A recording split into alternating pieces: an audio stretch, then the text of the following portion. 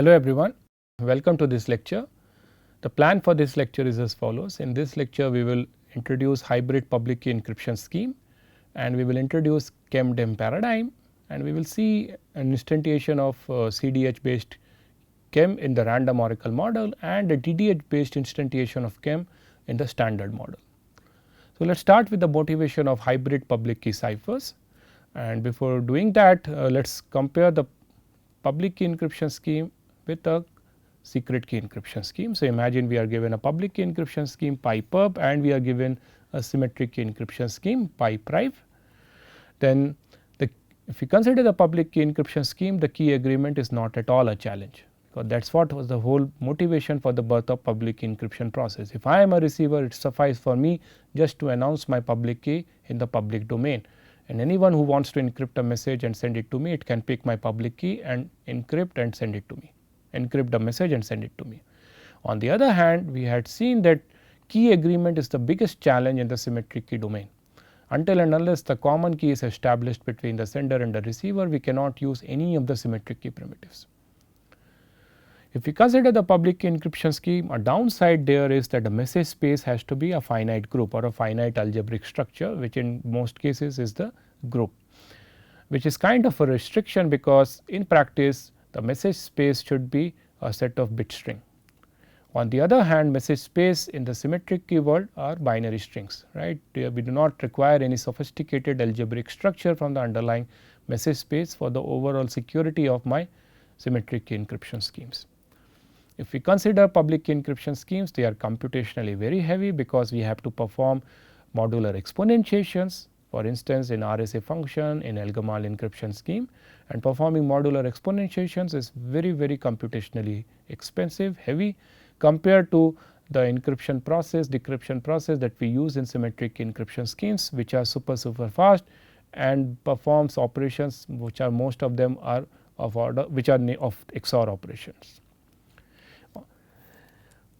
The same way in the public key encryption scheme, the ciphertext expansion is huge. For instance, if you see the El-Gamal encryption scheme, the plain text is the plain text that you want can encrypt is a single group element, but the ciphertext consists of two groups elements. In padded RSA, the amount of message which you end up encrypting is very short compared to the amount of randomness that you are actually padding. On the other hand, in the symmetric key world, the ciphertext expansion can be as minimal as possible using any of the so called secure modes of operations of block ciphers. So, now you can see we have many pros and cons, we have both pros as well as cons of the public key encryption scheme, symmetric key encryption scheme. So, what we can do is we can think of somehow combining these two processes in a generic fashion and obtain a hybrid kind of encryption process, where in the hybrid encryption process, which we call as Inc subhype, the sender picks a random key for the symmetric key encryption scheme and encrypts it using the public key encryption process. Namely, it encrypts the random key k which it has selected and encrypt it using the public key of the receiver. And once the plain text is available with the sender, the actual encryption of the plain text happens using a symmetric key encryption process using the random key which has been picked by the sender.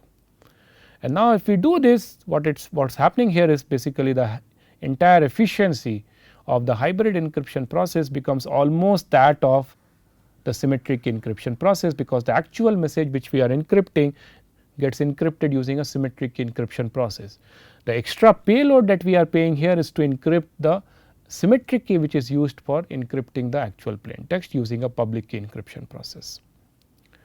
right. However, in principle, syntactically this whole hybrid process will be still considered as an instantiation of public key encryption process, because the key for the symmetric key encryption which the sender is using is getting encrypted by a public key encryption process. So, that is what is the overall motivation for designing hybrid public key ciphers. To make my point more clear, let us consider an instantiation of hybrid El-Gamal public key cipher. So, let me recall the syntax of hybrid El-Gamal cipher. Say Sita wants to set up her public parameters, her public key and secret key. So, the public description which is available to everyone is the description of the cyclic group, the generator and the size of the group. To do the key setup, what Sita does is, you can imagine that she does her part of the Diffie-Hellman key exchange protocol once for all for every potential receiver, every potential RAM, right, or every potential sender who wants to encrypt a message and send to Sita. So, she picks a random alpha from the set ZQ, namely Z0 to Q minus 1, and that is a secret key, and a public key is G to the power alpha, which is available in the public domain, and this we can imagine as Sita's contribution for the overall Diffie-Hellman key, which she want to establish with any potential sender in this world.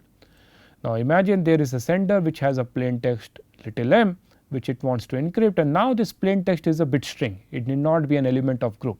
So, unlike the El-Gamal encryption process where the actual plain text which sender could encrypt and send to Sita should be an element of group, now the plain text is a bit string. Now, to encrypt this plain text little m, what the sender does it picks a random element from the group which I denote by mcap, and it encrypts this message mcap using the El-Gamal encryption process. So,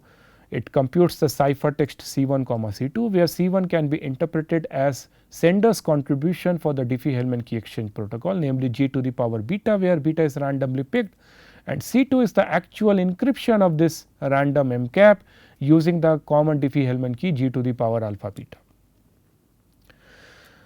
Now, that is not the encryption of the message. So, till now what sender has done, basically the C1 comma C2 that sender has sent to the Sita is an encryption of the random mcap, but the goal of the sender is to encrypt the plain text little m. So, what we do here is we assume that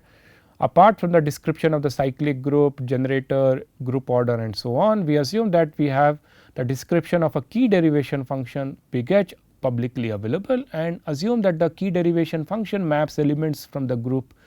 G to the key space of the symmetric key encryption scheme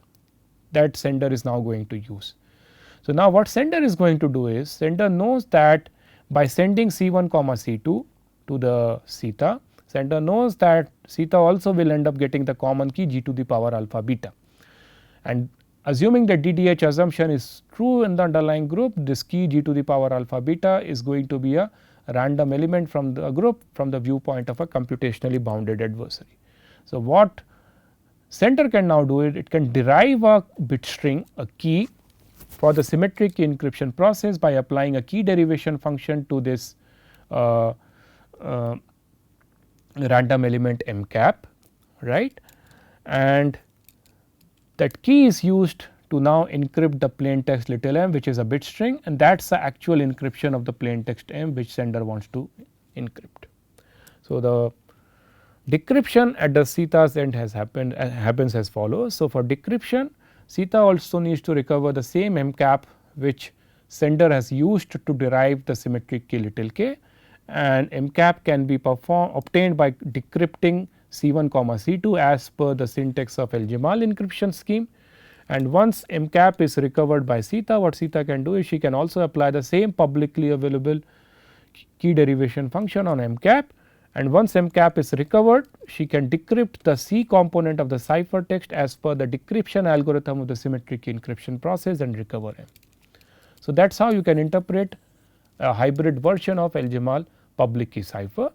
So, pictorially what is happening here is that, as I said earlier, C1 comma C2 is the public key encryption of the symmetric key, whereas the C component here is the actual private key encryption of the plain text.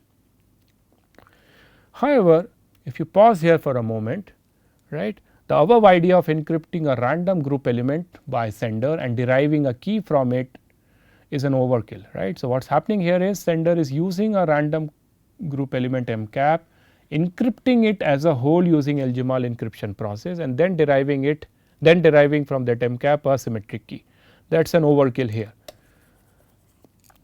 A close observation tells you that it suffices for the sender to just send G to the power beta. It need not have to send this C2. It suffices for the sender to just send G to the power beta, because sender knows that if it sends G to the power beta, which can be viewed as if sender is sending his part of the Diffie-Hellman key exchange protocol message, then it knows that by sending G to the power beta, both Sita and Ram will end up agreeing on G to the power alpha beta, and assuming DDH assumption is true in the underlying group, we know that g to the power alpha beta will be random from the viewpoint of the adversary. Hence, the key little k can be derived from g to the power alpha times beta instead of deriving the key from the random element m cap. Because if we do this instead of using the approach that we have seen till now, we do a saving here. We do not have to pick the random element m cap, and we do not need to encrypt m cap, hence we do not need to send C2, and the overall size of the cipher text will get significantly reduced, and that will also lead to the saving in the bandwidth as well, because if we do not need to send C2, that means we do not need to send an extra group element to encrypt the message, right. So, even though we have seen an instantiation of hybrid El-Gamal cipher here, it turns out that this approach is an overkill. So, what we are going to now do is we are now motivated by the discussion here that it suffice for the sender here to just send g to the power beta and derive a key from that g to the power beta. What we are going to do is we are now going to derive a new primitive which we call as key encapsulation mechanism or KEM, and then we will see that how we can get more efficient hybrid encryption using this KEM, right. So, to make my point clear, the naive way of hybrid encryption that we have seen now is just now in the context of hybrid El-Gamal is as follows. So, at the encryption end what we were doing is the sender was picking a random key for the symmetric key, and it was getting encrypted by the public key of the receiver to derive the ciphertext C, which can be considered as an encryption of the symmetric key, and the actual encryption of the message was done using the key k. And this was kind of a two stage approach, where we were first choosing a random symmetric key and then using it for the public key encryption process. A more efficient approach will be done using a primitive which we are going to define soon, which we call as key encapsulation mechanism, where both these two things are done in a single shot, in a single stage. And the advantage here is that not only it is conceptually simpler, but in many cases it is more efficient. And to understand that how exactly KEM is going to be efficient compared to this two stage approach, you can see what we have seen just now in the context of hybrid El-Gamal. In the naive way of implementing hybrid El-Gamal, the sender was picking a random m cap, deriving the key, and the m cap was whole encrypted using the El-Gamal encryption process. But later we argued that the sender need not have to do that, it can carry out hybrid encryption even by just sending g to the power beta to the receiver. So, this key encapsulation mechanism or KEM is over a key space is a collection of 3 algorithms. It will have a key generation algorithm which will output a public key and secret key, and it will have an encapsulation algorithm which takes no plain text as input. It has no external input. It has an external input, namely the public key pk, but apart from that it does not take any plain text, and it has an internal randomness, and it gives you two outputs. It outputs a key from the key space, and it outputs an encapsulation of the key which we call as C. The decapsulation algorithms takes an encapsulated key which I denote as C and the secret key as K, and it decapsulates the key which is hidden there or encapsulated in the C part, C is C, and it gives you back the encapsulated key as the output, namely key K. So, I stress here that the encapsulation algorithm and the decapsulation algorithm have completely different goals and properties compared to encryption and decryption algorithm of a public key encryption process. As you can see here, the encapsulation algorithm does not take any plain text. Even without taking any plain text, just based on internal randomness, it gives you an output, a key K, and an encapsulation of that key K, which I denote as C, but that C should not be taken as an encryption of K. And the same way, the decapsulation, it does not take a cipher text for decryption. It takes a C which it has to decapsulate and take out the key K which is hidden there in the C, right. So, it turns out that a naive way of coming up with a KEM is to just take any public key encryption scheme, and the encapsulation algorithm can be as follows. Internally we generate a random group element and encrypt it as per the public key encryption process. That can be the encapsulation process, and in the same way the analogous decapsulation process can be we decrypt the group element that we have just encrypted using the public key encryption process. But it turns out that we can have more efficient instantiations of encapsulation and decapsulation. Now, assume for the moment we have such an encapsulation and decapsulation mechanism, then instead of doing the naive way of hybrid encryption, we can do an hybrid encryption as follows. The sender can run the encapsulation algorithm using the description of the public key, and it will obtain the encapsulation of the key and the key k, and the key k is used to encrypt the plain text using the symmetric key encryption process to obtain the ciphertext C dash, and the overall ciphertext will be the encryption C dash of the plain text along with the encapsulation of the key k, which is used to encrypt the plain text, but the key k will not be a part of the ciphertext. So, the symmetric key encryption scheme which we are now using in this modified way of doing hybrid encryption is called as a data encapsulation mechanism or DEM. So, now you can see we have two kind of encapsulation happening. One encapsulation is for encapsulating the key, and that will be denoted by C, and we will have the encapsulation of the actual data which we will denoted as C dash. So, now let us define the COA and CPA security of key encapsulation mechanism. So, imagine we have given a key encapsulation mechanism, and when I say that it achieves COA security, which actually means CPA security in the public key domain, then we require the following should be ensured. Imagine there is a receiver who has run the key generation algorithm of the encaps scheme, and it has made the public key available, and say there is a sender which picks the public key, runs the encapsulation algorithm under that public key and obtains output C comma k, and the encapsulation of the key C is sent to the receiver. And say there is an eavesdropper who has eavesdrops the encapsulation of the key, then basically we require that even after knowing the description of the encapsulation process, decapsulation process, and by eavesdropping the C, the eavesdropper who is computationally bounded, from its viewpoint the encapsulation C should be independent of the actual key which is encapsulated in C. And this is modeled by a COA experiment played between a computationally bounded adversary and a challenger, and the challenger does the following: it runs the key generation algorithm, obtains pk comma sk, and runs the encapsulation algorithm and obtains the output C comma k. And now it prepares the challenge as follows: it tosses a fair coin. If the coin toss is 0, then it picks k cap randomly from the key space of the key encapsulation mechanism. On the other hand, if the coin toss is 1, then key cap is said to be the same k which is encapsulated in C.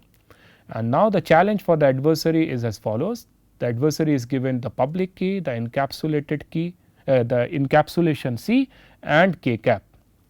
And the challenge for the adversary is to identify whether k cap is related to C or not, whether k cap is the same key which is encapsulated in C, namely b equal to 1, or whether k cap is a totally independent element independent of the key which is encapsulated in C, namely b equal to 0. And this exactly models a requirement which we wanted to capture or ensured by a secure key encapsulation mechanism. So, the adversary outputs a b, whether namely it tells whether it is b little b equal to whether k cap is generated as per the method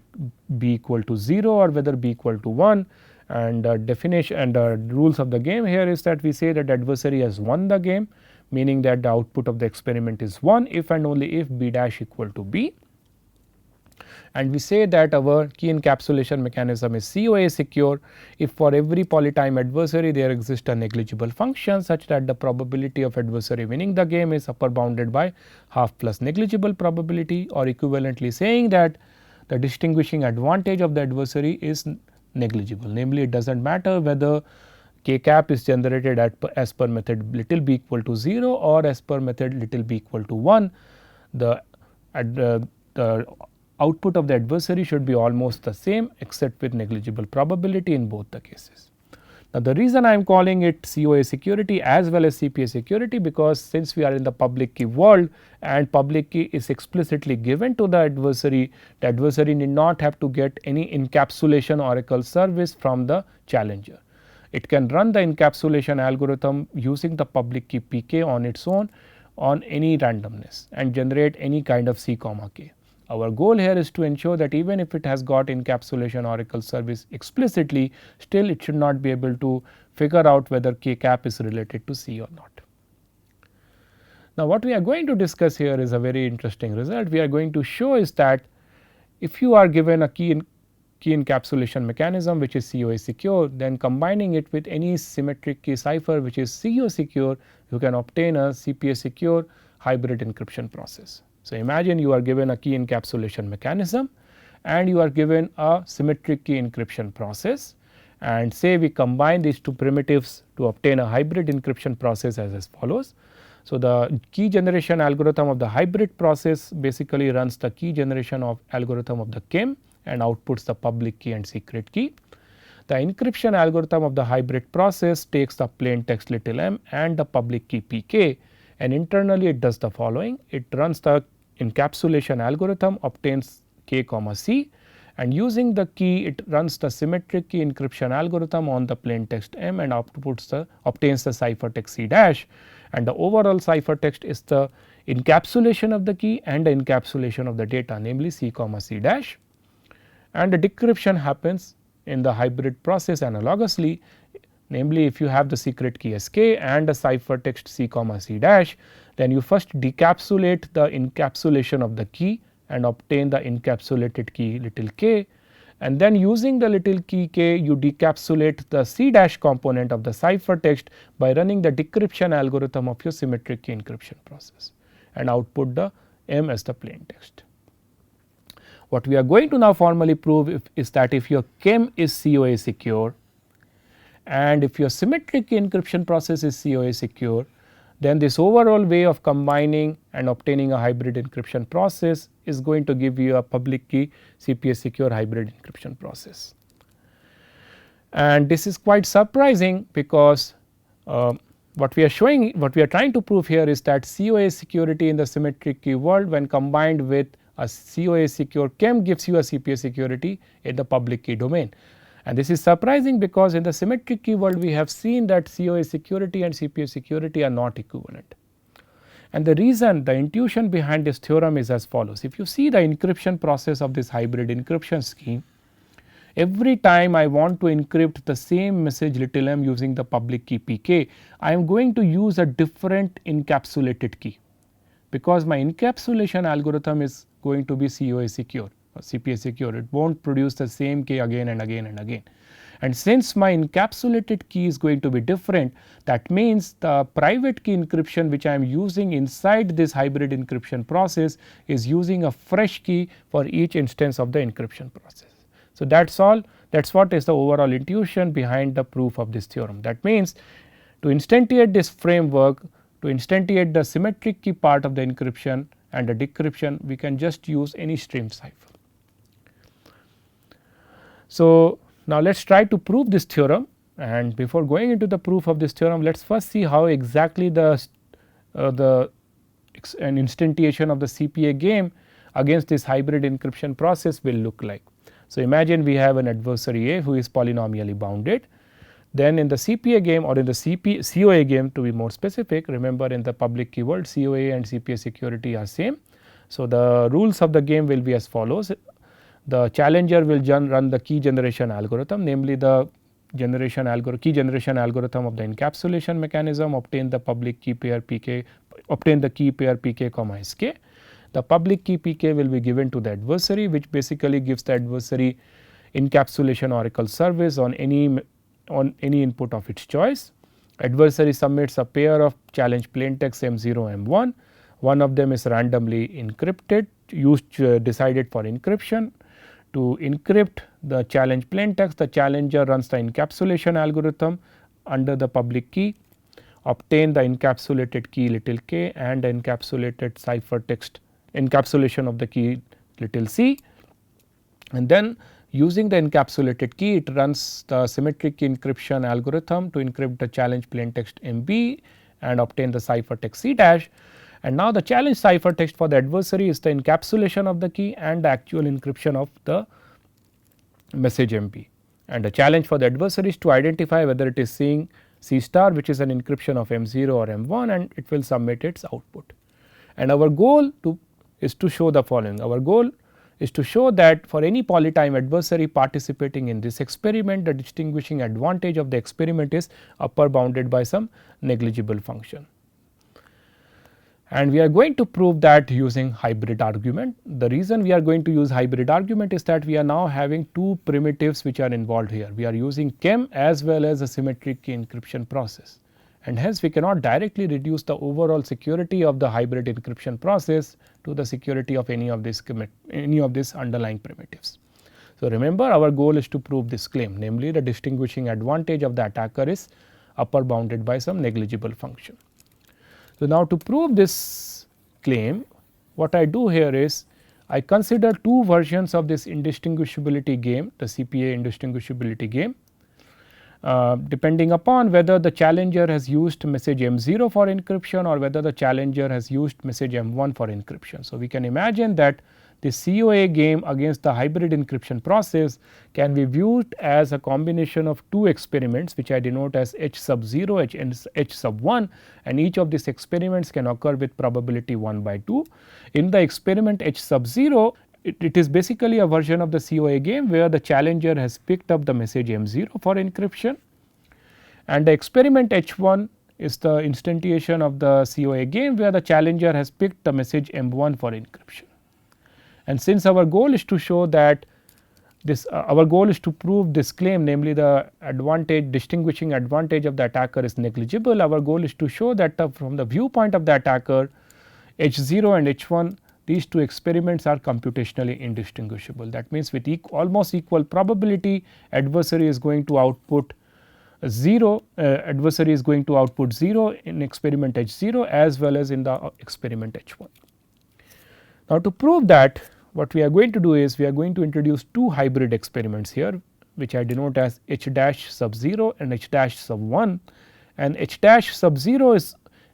almost the same as the experiment H sub 0. The only difference here is that the message M0 is now encrypted using a completely random key from the key space of the symmetric key encryption process, instead of using the key little k which was encapsulated in the encapsulation C in the experiment H0.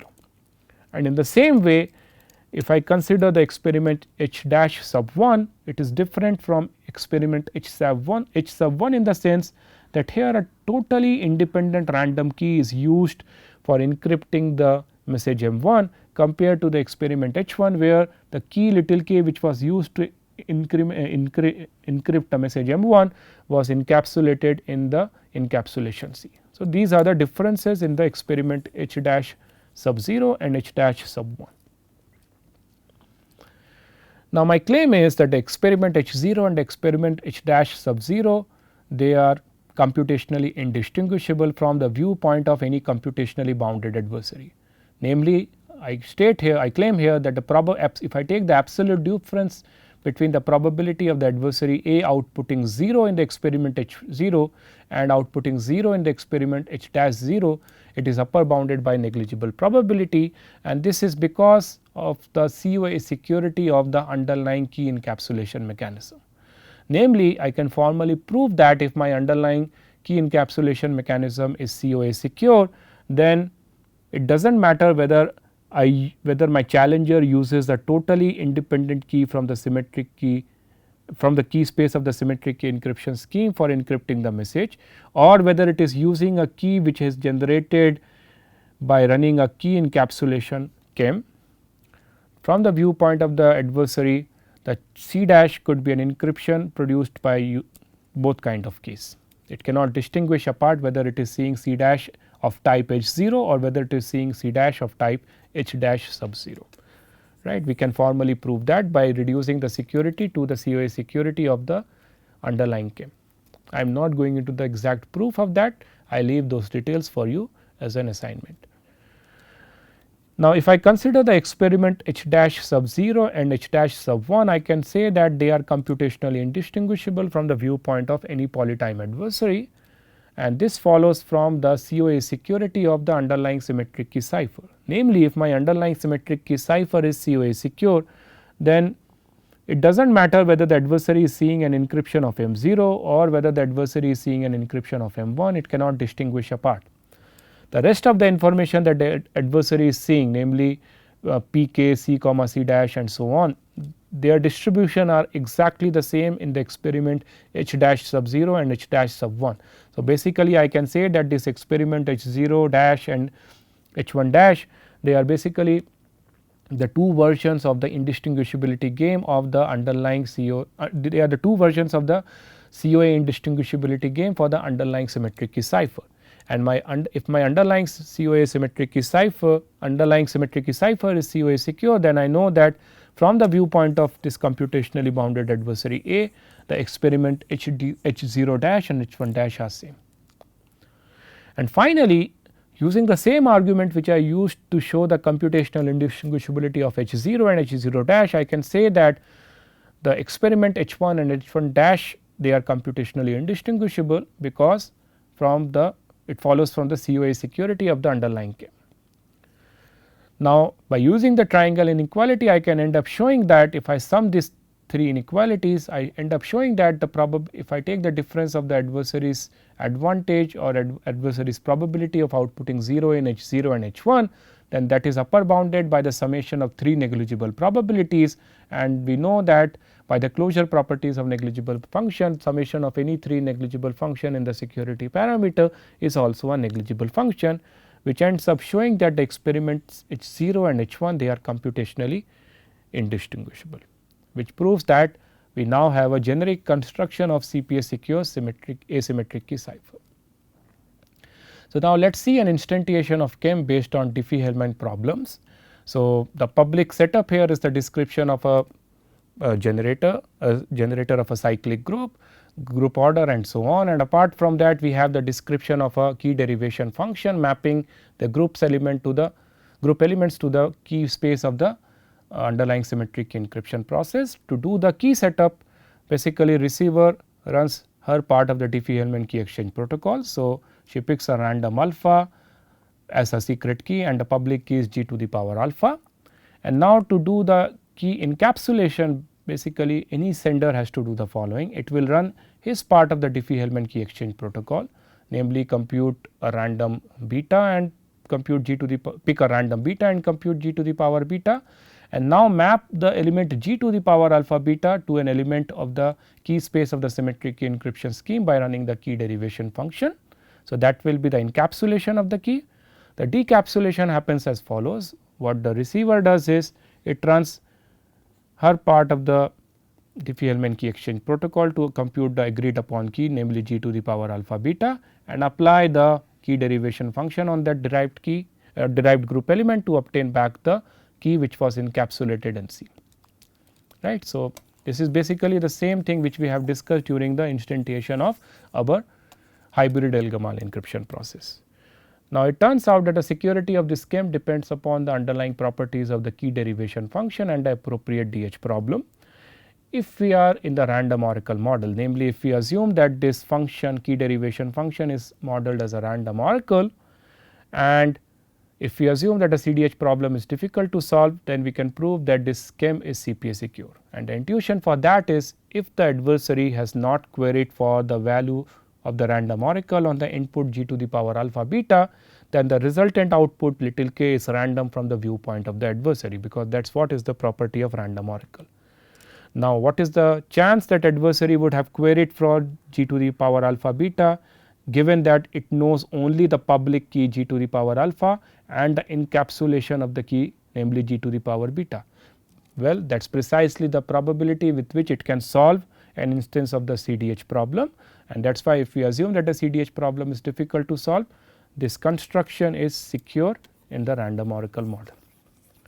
On the other hand, if you want to make a stronger assumption, namely if you are assuming that the DDH problem is difficult to solve in your group, then we do not require this key derivation function to be modeled as a random oracle. We can just model this as a special type of function. This is because the DDH assumption says that even if there is a polytime adversary which has seen the public key g to the power alpha and the encapsulation g to the power beta,